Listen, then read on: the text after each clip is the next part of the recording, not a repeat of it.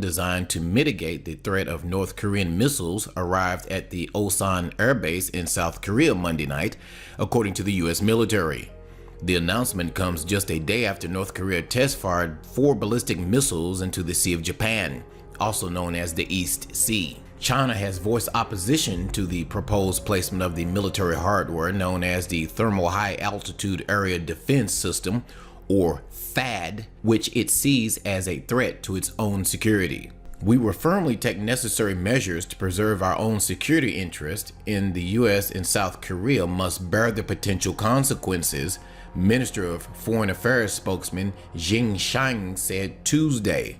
With North Korea upping the amount of missiles and nuclear tests last year, the U.S. and South Korea has publicly stressed the need to speed up the deployment of the technology. It's designed to shoot down incoming missiles that threaten civilian populations. You can compare this to shooting a bullet with another bullet in simple terms, experts say. Continued provocation actions by North Korea, to include yesterday's launch of multiple missiles, only confirm the prudence of our alliance decision last year to deploy THAAD to South Korea, Admiral Harry Harris, commander, U.S. Pacific Command, said in a news release. The decision to deploy THAAD in South Korea was made in July of last year, and U.S. President Donald Trump's administration has said it's committed to following through. U.S. Secretary of Defense James Mattis and South Korea Defense Secretary Han Min-koo spoke over the phone last week and agreed that THAAD should be deployed ASAP. China has long opposed the deployment of the defense system so close to its own borders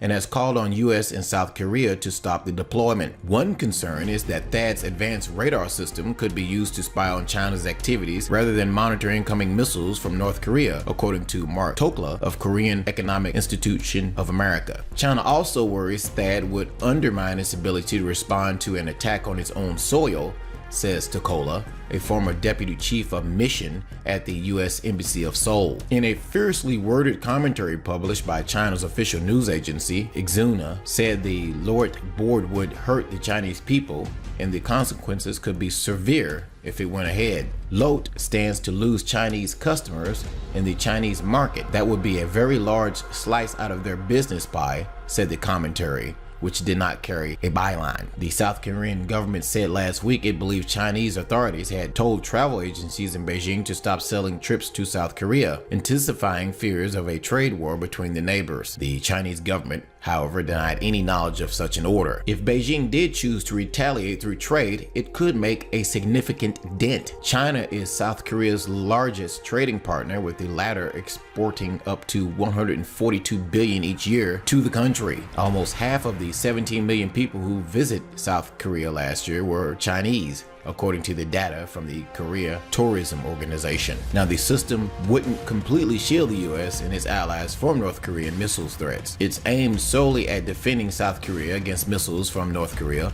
according to U.S. forces in Korea. The system could be overwhelmed if North Korea were to launch a series of missiles simultaneously, and it is not effective against submarine-launched ballistic missiles launched from south, east, or west, or lower South Korea, according to a report from North Korea Monitoring Group 38 North. THAAD can detect and track targets with a range of 1,000 kilometers, the report said, which means it may not stop a potential intercontinental ballistic missile, or ICBM. North Korea leader Kim Jong-un said in January that his country is in a final stages of developing an ICBM, which could reach the west coast of the United States, but President Trump vowed that it won't happen in a tweet prior to his inauguration. This whole situation with North Korea and China is escalating very rapidly. We could see a major regional war breaking out in that area within the next 6 months. What do you think? Are we headed to war with North Korea and China? Leave your comments below this video. Thanks for watching.